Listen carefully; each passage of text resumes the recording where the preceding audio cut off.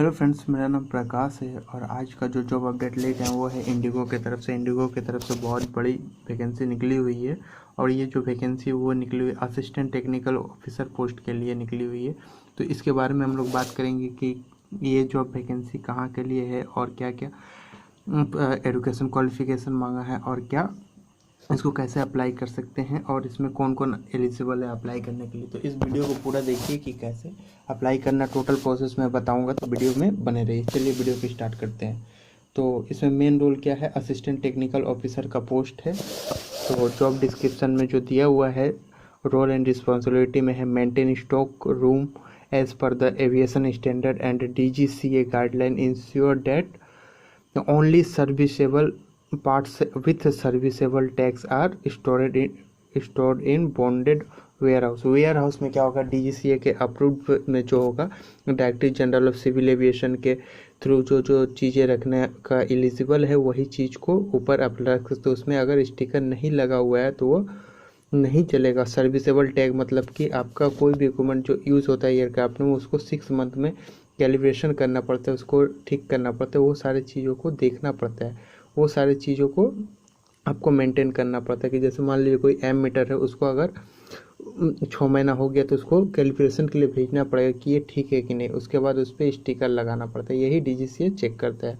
तो second one क्या है, जॉब रिस्पॉन्सिबिलिटी में आपका compliance of SOPs TPM procedure pertaining to authorized access to stock room warehouse, ensure environmental control as per DGCA TPM guideline in stock room warehouse, ensure that the parameters for environmental control like temperature and humidity are timely recorded as per SOP।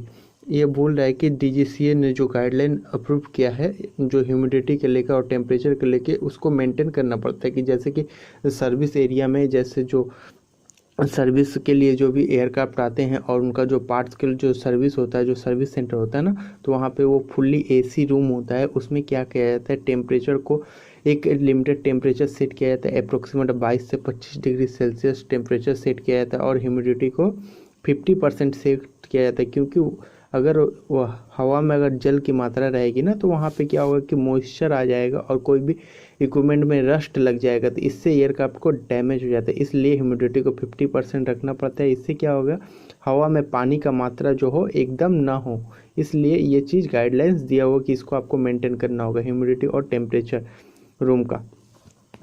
और third one क्या है, देखिए maintain stock safely and in good condition as per manufacturers guideline by taking all the precaution to ensure that they don't suffer from damage, feedback and destruction।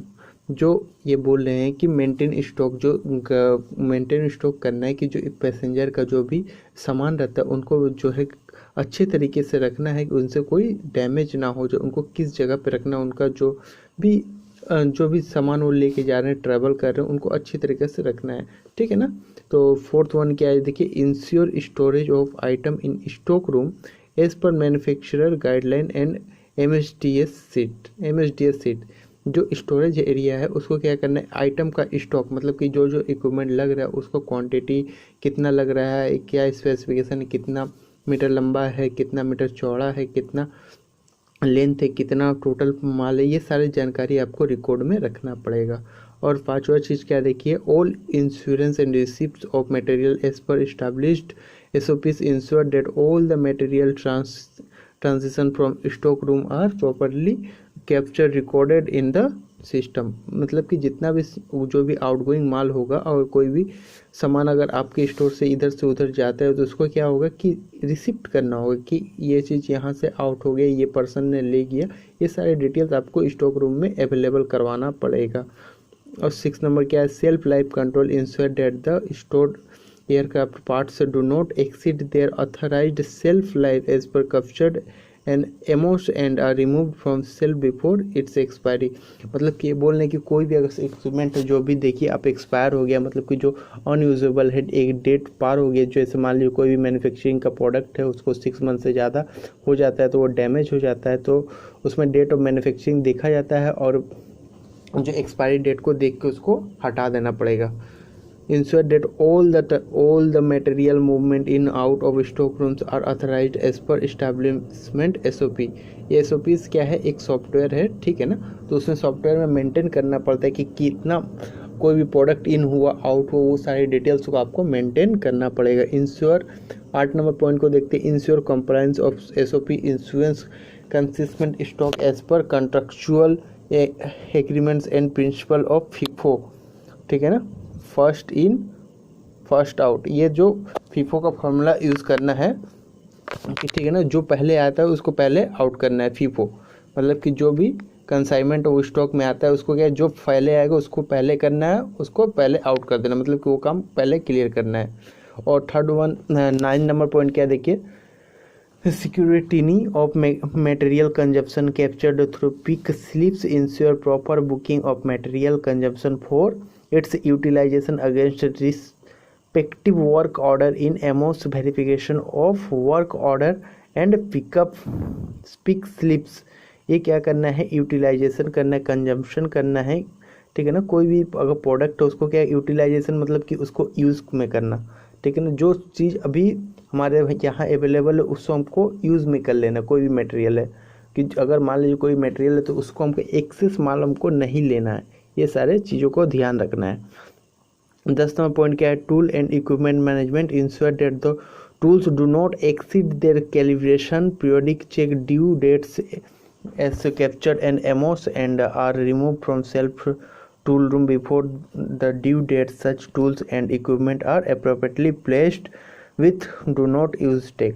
जो भी equipment use होता है ना, जैसे torque metre हुआ, torque wrench हुआ, vernier caliper हुआ, जितना भी एयरक्राफ्ट को मेजरिंग इंस्ट्रूमेंट सबका एक पीरियड होता है कैलिब्रेशन का, कि वो इक्विपमेंट को चेक करना पड़ता है आफ्टर 6 मंथ कि वो सही रीडिंग दे रहा है कि नहीं। अगर टॉर्क मीटर का जो स्केल वो सही आ रहा है कि नहीं, वर्नियर स्केल वो सही है कि नहीं, वो सारे एक कहीं पे भी जाके चेक होता है। जैसे कि ERTL हुआ या कहीं भी बहुत सारे जो ऑर्गेनाइजेशन है जो टेस्टिंग करते हैं, कैलिब्रेशन करते हैं, उनके यहाँ से ये टेस्ट होके आते हैं। जो नेवल एक्रेडिटेड होते हैं टेस्टिंग सेंटर, वहाँ से ये टेस्टिंग हो गया। तो कोई भी इक्विपमेंट, जैसा इक्विपमेंट हो, इलेक्ट्रिकल हुआ तो इलेक्ट्रिकल, मैकेनिकल और कोई भी इक्विपमेंट जो भी यूज़ में होता है, तो उसको जो अगर देखा जाएगा कि जिसमें टैग नहीं लगा हुआ है कि वो ठीक है कि नहीं, उसको यूज नहीं करना है, ठीक है ना। तो 11 नंबर पॉइंट में देखते हैं, ये सारे डिटेल्स जो है ना, ये बहुत ही इंपॉर्टेंट है कि ये वर्क में आपको बहुत ही उपयोगी होगा। मैं जो बतला रहा हूँ ये आपको क्या है, इससे आपको डाउट भी क्लियर होगा कि एक्चुअल में बोला क्या गया और आपका क्राइटेरिया इसमें मिल रहा है कि नहीं। अगर नहीं भी मिल रहा है तो मैं इतने अच्छे से आपको समझा दूंगा कि आप उसमें आसानी से काम कर सकते हैं, इसलिए वीडियो को पूरा देखिएगा। Ensure that the ability of updated copy of TM for tool bulletins, ठीक है ना। इसमें क्या करना है, अपडेट कॉपी आपको हमेशा रखना है। कोई भी मटेरियल है उसका क्या अपडेट कॉपी रखना प्रत्येक चीज़ का। Timely material logistic support to BMD for successful execution of plant and unplanned task. Material logistics का सपोर्ट जो है ना, जैसे कि मटेरियल बोले तो खाने का चीज़ या पीने का पदार्थ, कोई भी चीज़ जो है उसको क्या स्टॉक में रखना हो। इससे क्या होगा कि आपको कोई भी चीज़ अगर कोई मांग रहा है तो आसानी से आप अवेलेबल करवा सकते हैं, आपके लिस्ट में अगर होगा तो। 13 नंबर पॉइंट है, देखिए periodic stock checks verification daily quarterly annual audits and resolution of discrepancies. मतलब ये क्या पीरियोडिक, और मतलब कि हफ्ते भर में डेली या क्वार्टरली, मतलब 3 महीना में या एनुअली ऑडिट्स करना है डेली। ये सर डेली क्या होगा कि क्या क्या आपके स्टॉक में वो उसको वेरिफिकेशन करना है, क्वार्टरली वेरिफिकेशन करना है, एनुअली जो आपका रिकॉर्ड में दिखला रहा है कि एक्चुअल में वो प्रोडक्ट है या नहीं, वो सारी चीज़ आपको चेक करना पड़ता है। 14 नंबर पॉइंट क्या देखिए, forward invoice to GBP for timely payment action after verification of service और work done maintaining records and follow UPS। ये क्या करना है, GBP और timely payment action after verification, service और वर्क डन, जो भी आप पेमेंट किया उसके हिसाब से सर्विस उनको मिला कि नहीं, वो सारी चीज़ों को प्रोवाइड कराना। Maintaining record and follow UPS, ठीक है ना।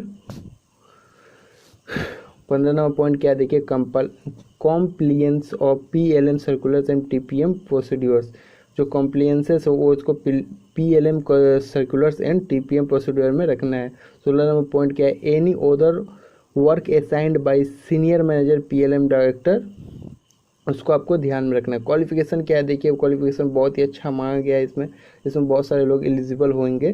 तो क्वालिफिकेशन आपका है BTech electrical, electronics, mechanical, aeronautical या एएमई होगा तो और भी बढ़िया। एयरक्राफ्ट मेंटेनेंस इंजीनियरिंग, अगर आप नॉन डिसिप्लिन भी तब भी आप अप्लाई कर सकते हो। क्वालिफिकेशन बीटेक मांगा, अगर आपने बीटेक कंप्लीट कर रखा है तो आप यहाँ पे अप्लाई कर सकते हो। वर्क एक्सपीरियंस जो मांगा गया है 3 से 4 साल वर्क एक्सपीरियंस होना पड़ेगा, तो आप इस जॉब के लिए अप्लाई कर सकते हो। वर्क लोकेशन जो दिया गया वो है आपका गुरुग्राम में है, लोकेशन आपका गुरुग्राम में है। और एमएस एक्सेल आईटी स्किल जो होना चाहिए वो एमएस एक्सेल, पिवोट टेबल और वी लुकअप जो होता है ना वो आपको अच्छे तरीके से आना। वी लुकअप, एच लुकअप, ये क्या होता है कंप्यूटर में, एमएस एक्सेल में एक प्रोग्राम होता है, उसमें क्या होता है एक पेज से दूसरे पेज में डाटा को ले जाने के लिए वी लुकअप और एच लुकअप का यूज होता है। वर्टिकल लुकअप और आपका horizontal V lookup and H lookup का यूज होता है, ठीक है ना। बिहेवियरल स्किल क्या है, good communication skill, good interpersonal skill. मैंने भी आगे भी जैसे बताया कि एयरपोर्ट पे काम है तो आपको गुड कम्युनिकेशन स्किल रखना पड़ेगा और गुड इंटरपर्सनल मतलब लोगों से अच्छे तरीके से व्यवहार करना आपको आना पड़ेगा। ये सारी चीज़ों का आपको माइंड में रख के काम करना है, ठीक है ना। तो इसको आपको अप्लाई कैसे करना और क्या इंटरव्यू का डेट है वो भी मैं बतला देता हूँ। इंटरव्यू का डेट बहुत ही जल्द है, सितंबर 10 को है, मतलब कि सैटरडे को इसका इंटरव्यू होने वाला है। आपका जो सितंबर 10 2022 को इसका इंटरव्यू होने वाला है। डायरेक्ट इंटरव्यू है। Venue will be disclose to short listed candidate by भाया ईमेल। ईमेल आपको मिल जाएगा कि कैसे आपको यहाँ पे इंटरव्यू देना है। तो असिस्टेंट टेक्निकल ऑफिसर के लिए पोस्ट है, तो आपको अप्लाई करने के लिए यहाँ पे इनकी वेबसाइट में जाना है, ठीक है ना। जॉब आईडी क्या है 23980, जॉब टाइप फुल टाइम है, लोकेशन दिल्ली, एक्सपीरियंस 3 से 4 साल एक्सपीरियंस है, बिजनेस यूनिट पीएलएम है, ऑर्गेनाइजेशन इंजीनियरिंग है, पोस्टेड अगस्त 16 2022 को ये पोस्टेड है, ठीक है।